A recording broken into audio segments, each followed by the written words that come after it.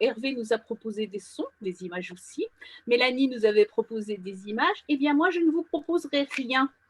Je vais vous proposer uniquement ma voix pour des questions de droit, notamment de droit d'auteur, puisqu'il y a un enregistrement et vous allez le voir dans ma communication, je vais poser des questions de droit d'auteur. Alors, mon titre est donc Interroger le récit transmédiatique ne revient-il pas au fond à questionner l'œuvre? Roland Barthes écrivait: Innombrables sont les récits du monde. Le récit peut être supporté par le langage articulé, oral ou écrit, par l'image, fixe ou mobile, par le geste, par le mélange ordonné de toutes ces substances. On le voit bien, une profusion, une diversité, et peut-être cela explique en partie ce fameux récit transmédiatique, j'y viendrai. Comment je suis arrivée? Alors vous allez le voir, pas forcément vraiment aux questions sur le récit transmédiatique, parce que j'ai constaté en faisant un inventaire qu'il y avait eu énormément d'articles de recherche sur ce sujet, donc c'est très riche, très foisonnant, et effectivement nous avons eu donc déjà 2 premières communications qui nous ont apporté des éclairages vraiment intéressants.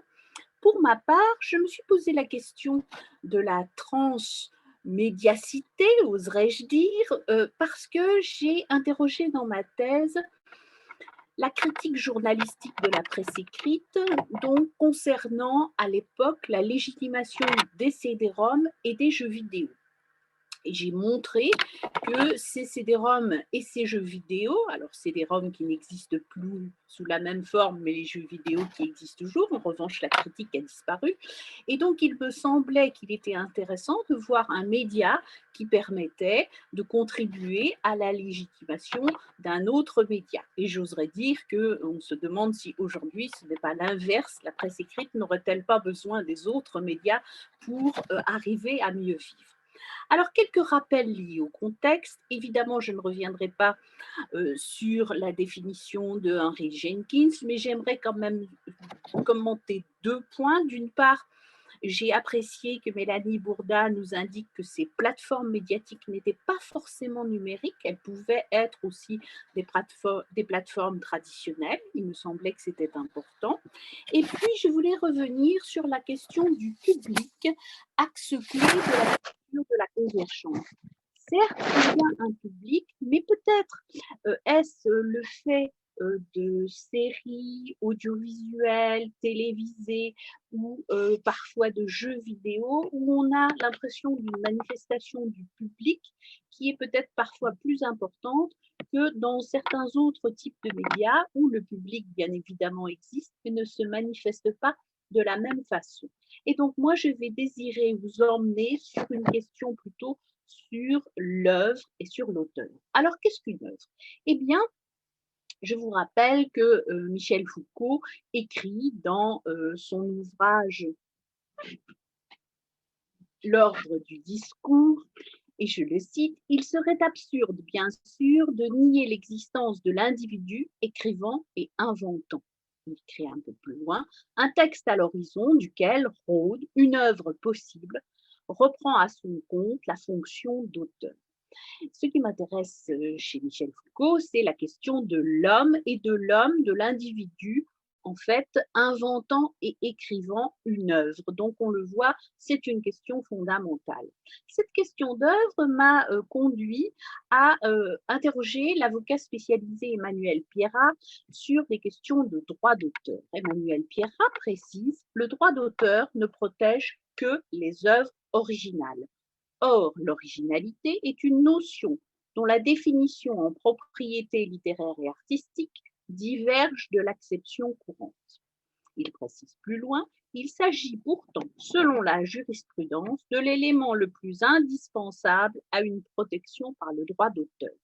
Les juridictions assimilent l'originalité à l'empreinte de la personnalité de l'auteur.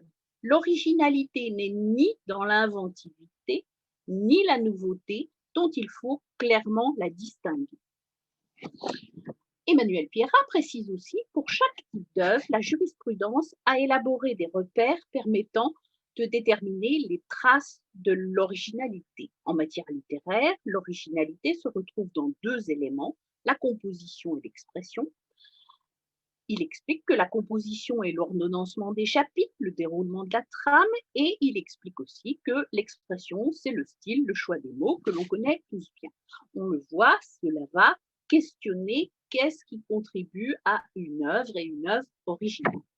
Alors, il nous précise aussi des choses importantes pour le reste de mon propos. Il nous dit le Code de la propriété intellectuelle distingue trois catégories de création qui peuvent être le fruit de plusieurs auteurs. Les œuvres de collaboration, les œuvres collectives et les œuvres composites. Cette dernière situation recouvre les œuvres dites dérivées ou secondaires, élaborées à partir d'une œuvre première préexistante. Il m'a semblé, en lisant plusieurs articles, que nos collègues parlaient d'œuvres canoniques, ce canon qui semble important. Donc, on pourrait peut-être dire ou supposer, chercher, voir si l'œuvre transmédia ne se situe pas dans l'œuvre composite. Mais bien sûr, on pourrait aussi dire qu'elle est collective. Néanmoins, ce n'est pas tout à fait le même ordre. Alors, j'en reviens à quelques éléments historiques. Je vous disais en introduction que ce qui m'avait intéressé, c'était donc cette question de la légitimation des CD-ROM et des jeux vidéo dans le milieu des années 90 en France. Dans ce milieu donc des années 90, qui va mettre à l'honneur donc effectivement ce que Françoise Paquet-Insécu disait, des questions comme multimédia, interface, hypertextualité. On le voit, il va y avoir aussi la construction d'œuvres, alors pas forcément toutes, parce que la presse écrite va parler d'un grand nombre de titres, mais il y en a certains dont on voit qu'il apparaît en fait un auteur, une œuvre qui se constitue. Et je vous donne par exemple le titre donc en CD-ROM qui s'appelle Myst et que certains peut-être ont connu. Et le cahier multimédia, c'est le premier cahier multimédia fait par Libération en 1995, s'interroge. Est-ce un jeu, une œuvre d'art, un monde étrange créé par les frères Miller compte déjà plus d'1 million d'adeptes? Genèse d'une fable sur CD-ROM. On le voit, un jeu, une œuvre d'art, une fable. Et l'article poursuit un petit peu plus loin ses explications. Myst, bientôt 1 million d'exemplaires vendus. Donc là, on assiste aussi à une insistance sur la dimension forte du succès à la fois commercial et économique du titre. Donc je reprends, Myst, bientôt 1 million d'exemplaires vendus en plus d'1 an, à la fois objet de culte et phénomène de masse, jeu littéraire, qu'on est allé jusqu'à comparer à l'Ulysse de James Joyce, succès massif, sans karatéka, sans fusillade, sans violence, et presque sans personnages et sans action, où le joueur se promène dans plusieurs mondes surréels, des âges selon la terminologie mystienne, ramassant, quand il le peut, une série d'indices qui lui permettront peut-être de reconstituer finalement une histoire. On le voit bien, il y a histoire, mais il y a aussi incursion dans le fait, ce sont ces univers de référence qui m'intéressent, on compare ce jeu à l'Ulysse de James Joyce, dont on estime qu'il y a une création d'œuvres et presque d'œuvres littéraires, même si on n'ose pas encore vraiment parler d'œuvres littéraires. Évidemment, l'article se poursuit aussi avec une interview des frères Miller qui expliquent qu'eux avaient le souci donc de ne pas montrer de violence, ils ne voulaient pas de violence dans leur jeu et ils voulaient créer un monde fini. J'y reviendrai sur la fin de mes propos. Cette question du monde fini, là encore, interroge probablement la dimension transmédiatique.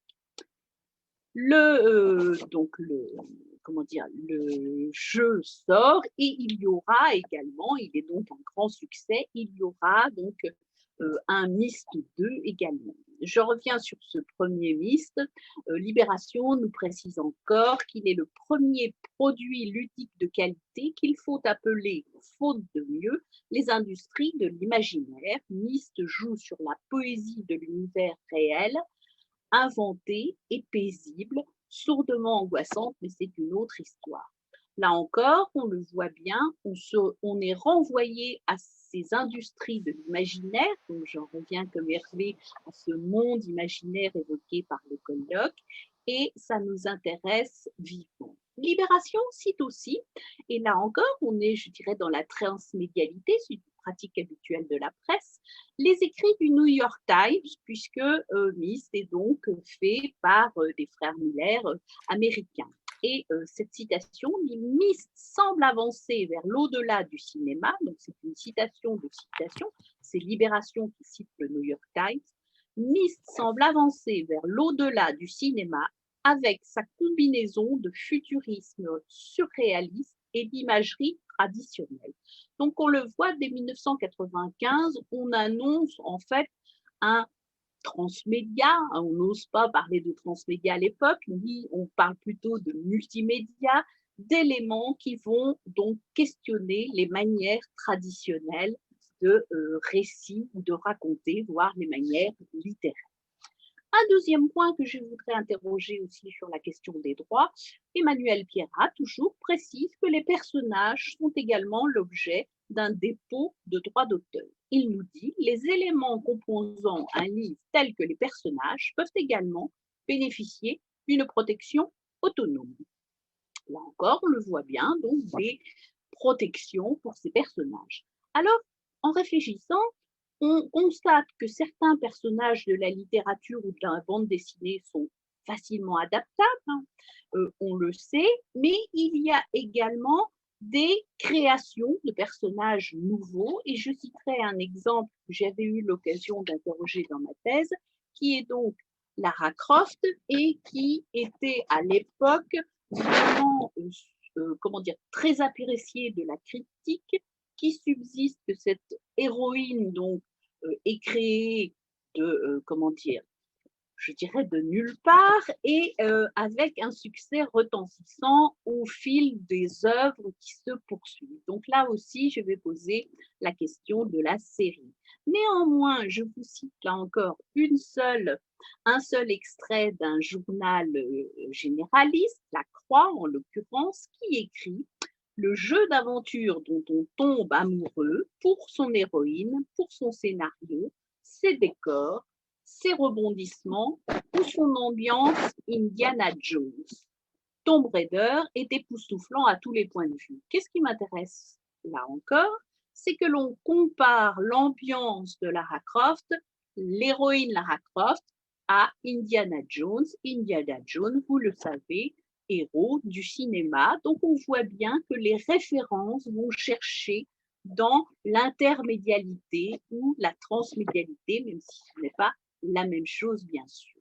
Alors, cette question des personnages adaptables ou pas peut être interrogée de manière où je n'ai pas forcément les réponses loin de là, mais je me suis demandé pourquoi un personnage, par exemple, tel que Mario, qui connaît un très très grand succès populaire en matière de jeux vidéo, ne va-t-il pas être adapté, tandis que Lara Croft est adaptée au cinéma. Donc, pourquoi certains personnages vont arriver à passer cette intermédialité, et on a aussi des choses assez surprenantes, par exemple le jeu vidéo Angry Birds, dans lequel donc il faut en fait avoir des combats entre des oiseaux et des cochons.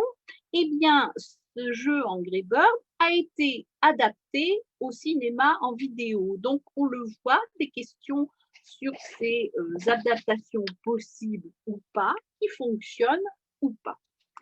Alors, la création de monde imaginaire, j'y reviens, et donc je reviens encore à cette époque, et là on est un tout petit peu plus tard, on est aux alentours de 1999, et je voudrais parler de l'œuvre multimédia Machines à écrire.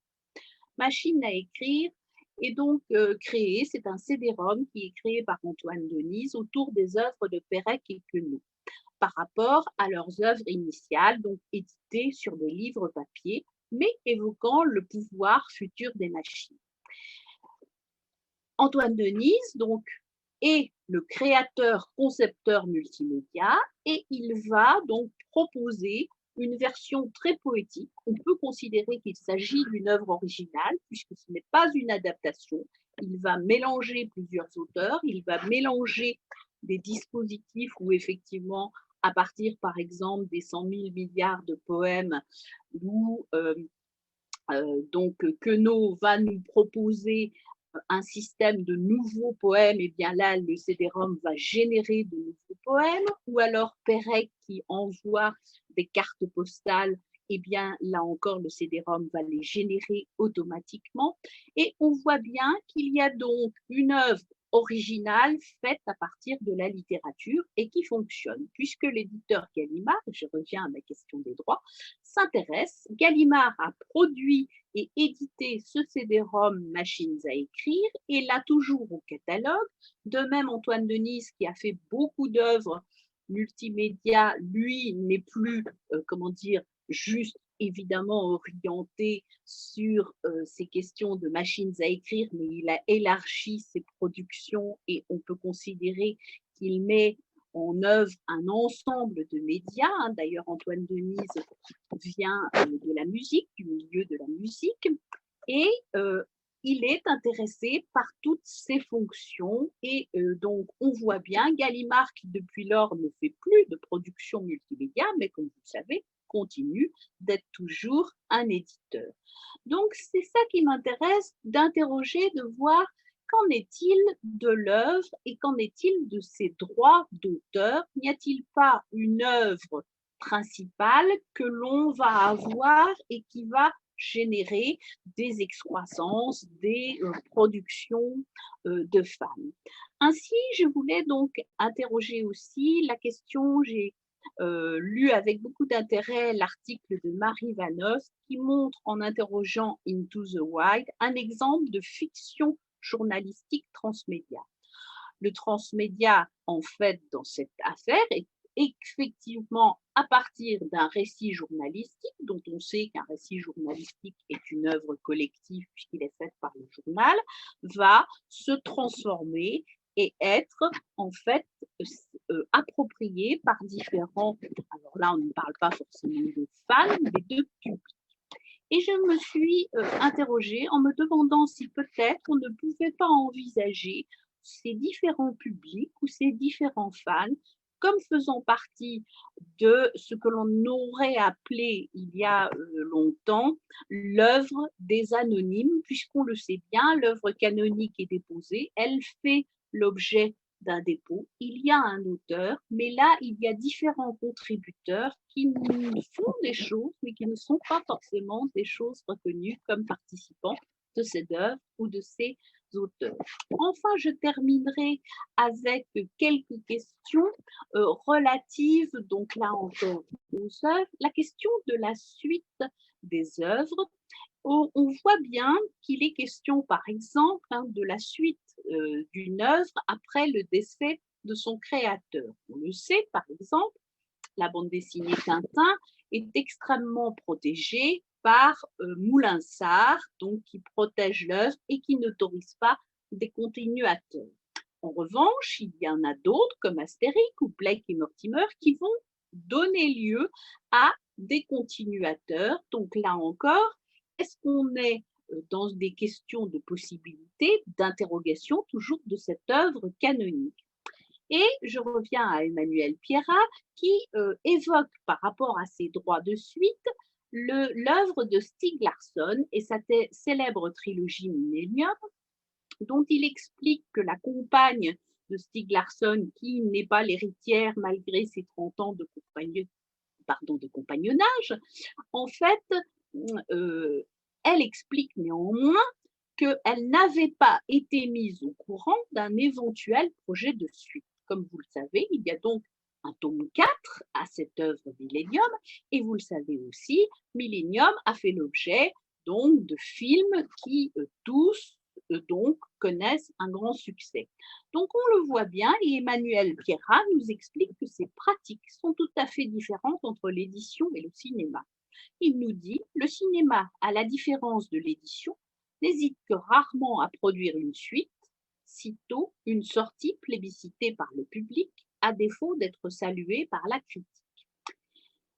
Je pense peut-être que la question de l'audiovisuel et des droits d'auteur est une question qui va interroger le transmédia ou qu'il faut interroger. Alors Emmanuel Pierrat rappelle aussi que le droit moral, et notamment celui du respect de l'œuvre, est perpétuel et ne tombe jamais dans le domaine public tant que des héritiers de sang ou désignés existent. J'ai enfin, pour terminer mon propos, encore une interrogation, donc ces questions d'œuvres et de séries. On le voit, certains vont interroger des séries. Mélanie Bourda a présenté d'importantes séries télévisées qui sont vraiment, qui participent de cette transmédialité. Quand je vous parle de machine à écrire, nous sommes plutôt là dans une œuvre unique, mais qui a utilisé quand même une certaine forme et qui a suscité une certaine forme de transmédialité. Et ne peut-on pas non plus estimer que l'on va être dans les interrogations de Umberto Eco, qui nous explique que donc dans ces questions contribuant donc à son ouvrage L'œuvre ouverte, il nous dit ainsi dans la dialectique entre œuvre et ouverture, la persistance de l'œuvre est garant que demeure possible et la communication et la jouissance esthétique. On le voit bien, il insiste sur la dimension de communication qui, je crois, a été mise en avant par Mélanie Bourda, cette communication dans la transmédialité et la jouissance esthétique, puisque nous avons eu des images et des questions. Et donc, Umberto Eco poursuit, et j'en terminerai, l'ouverture est pour sa part et garantie d'un type de jouissance particulièrement riche que notre civilisation poursuit comme une de ses valeurs les plus précieuses. Tous les éléments de notre culture ne sont-ils pas une invitation à concevoir, à sentir et finalement à voir le monde suivant la catégorie de la possibilité? Il me semble que cela peut permettre de réfléchir. Le transmédia, je vous remercie. Merci Annick. Alors j'aurais deux petits commentaires à faire avant de. On a une question, on a deux questions, donc Célio Paillard et Antoine Moreau successivement dans le fil de conversation. Premier commentaire, Annick nous a parlé d'Ulysse de Joyce. Pour ceux et celles qui auraient l'inestimable chance de ne pas l'avoir encore lu, il y en a certainement. Bilal, tu as lu Ulysse de Joyce? Non, voilà. Alors donc, précipitez-vous sur ce magnifique roman qui est quand même l'ouverture de la littérature dans la modernité. Enfin, c'est un des grands ouvrages fondateurs. Et je vous rappelle que la notion de transmédialité ou transmédia est dans ce roman, puisque je vous rappelle que la gageure de Joyce, c'est de raconter une vie entière, alors qu'en fait, le récit se déroule sur 24 heures et qu'on a l'impression de lire une vie entière. Ce n'est pas Alessandro qui est parmi nous que je vais raconter ça. Et aussi le fait de récupérer des mythes de l'Antiquité qui réinstallent totalement dans le quotidien de la vie à Dublin à cette époque.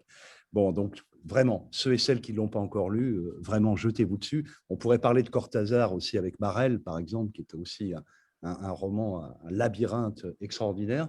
Et le deuxième petit commentaire que je voudrais faire avec un peu d'émotion, bon, je reviens là-dessus et je vais arrêter, mais bon, moi, Annick et Hervé, on a successivement soutenu notre thèse au LAPSIC au sein des industries culturelles. Encore à l'époque, déjà, on passait du côté des industries créatives. Et Annick et Hervé l'a rappelé un peu d'une certaine manière. Si vous vous rappelez, à l'époque, on était beaucoup autour de la question de la convergence industrielle entre, disons, les industries de l'informatique, du multimédia et l'audiovisuel. Et donc, Lacroix, Tremblay, Meuglin, Miège et d'autres interrogeaient beaucoup cette question de la convergence.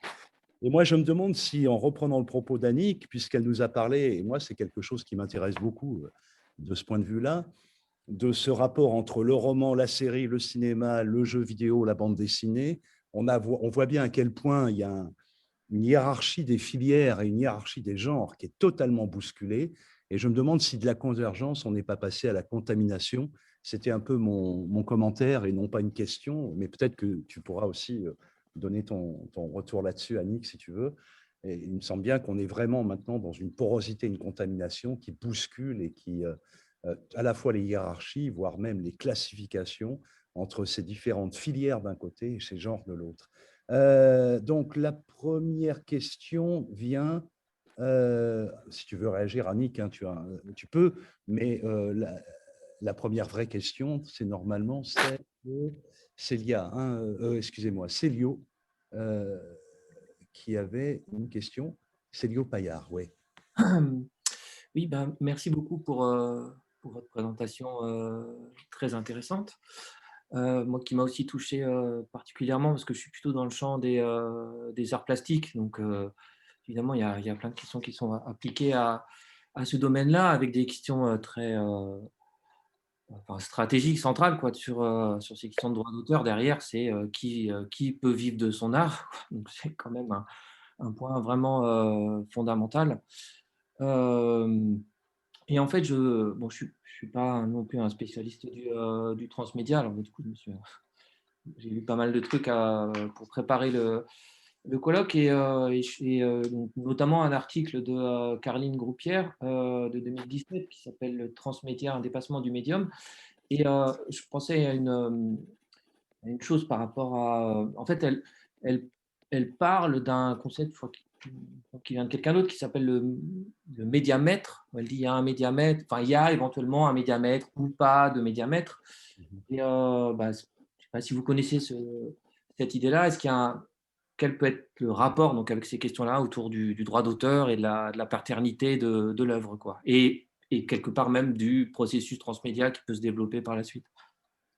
Alors, écoutez, j'ai lu ces propos, je les ai trouvés intéressants, mais moi, j'ai plutôt articulé sur le côté, c'est un petit peu mon intitulé, c'est-à-dire qu'en fait, pour moi, le transmédia ne modifiait pas forcément l'œuvre. En revanche, comme le disait Michel, je pense qu'effectivement, on est passé de cette convergence où effectivement c'était très préoccupant à plutôt ce qu'il appelle une contamination.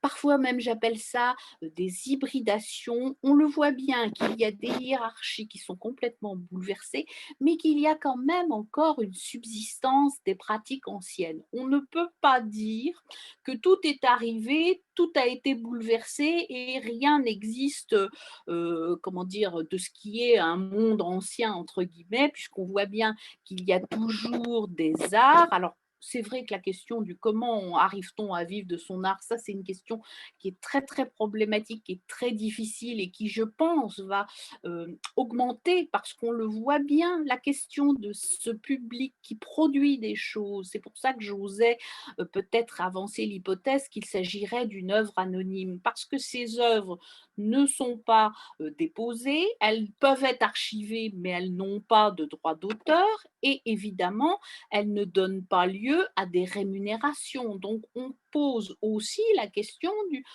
quand on est dans le transmédia, qui participe, qui est l'auteur, mais aussi qui va avoir peut-être des droits d'auteur. Et on voit bien que ces questions de gratuité, on le sait, hein, le numérique parfois entraîne beaucoup de choses intéressantes, mais aussi de participation gratuite, donc qui viennent un petit peu en collusion de la dimension, vous le savez bien, hein, comment dire, les créateurs, les auteurs ont déjà du mal à vivre de leur œuvre et ça devient encore plus compliqué s'il n'y a pas ces éléments.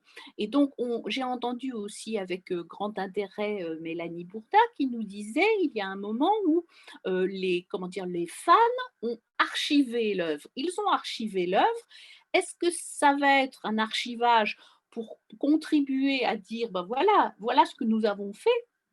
Parce que pour le moment, à ma connaissance, il n'y a pas de statut de ces archivages. Ce ne sont pas des créations. Vous voyez bien que déjà, quand on a une œuvre, la question de la suite se pose puisqu'il y a une question de droit d'auteur. Euh, Qu'en est-il de ces questions? Donc oui, je vous remercie de votre question et c'est un petit peu, alors je l'ai dit aussi, hein, je n'apporte pas de réponse, j'apporte beaucoup de questions. Je suis désolée. Alors, on a une question, mais il faut être très, très rapide parce qu'on a pris du retard. Je n'ai pas été tout à fait au point dans mon rôle. Oui, merci beaucoup d'avoir soulevé cette question des droits d'auteur qui est le point aveugle des projets collaboratifs et qui n'est pas encore résolu pour les création transmédia, c'est le moins qu'on puisse dire. La question que je voulais vous poser, c'est est-ce que vous êtes allé voir du côté des œuvres créées sous licence libre, de la même façon qu'il y a eu des logiciels libres, où les informaticiens ont réussi à formaliser les droits de façon à pouvoir permettre la copie, la diffusion, la transformation de leurs œuvres dans le respect du droit d'auteur et en reconnaissant les auteurs. Est-ce que vous avez repéré des œuvres transmédia qui seraient basées sur ce principe de droit d'auteur avec des licences libres? Non, pas encore. Et je vous remercie parce que je vais aller regarder. C'est une excellente suggestion. Et j'ai une petite remarque concernant, vous avez bien posé les trois définitions de l'œuvre qui se fait à plusieurs. Et j'aimerais vous signaler une autre définition qui est celle qui s'applique notamment avec la licence art libre, qui est une licence de type copyleft, et qui a, ne trouvant pas dans les trois définitions la façon dont justement la copie, la diffusion et la transformation de l'œuvre étaient possibles, a qualifié cette œuvre collaborative, mais qui ne rentre pas dans la définition de l'œuvre collaborative du Code de la propriété intellectuelle, l'a qualifiée d'œuvre commune. Oui. Voilà. Je vous remercie. Oui, oui, c'est très intéressant puisqu'effectivement, on voit bien qu'il y a des flottements, des hésitations, des interrogations, puisque une œuvre commune, donc effectivement, une nouvelle catégorie, oui, oui, qui sont probablement suscitées par tous ces mouvements. Oui, je vous remercie.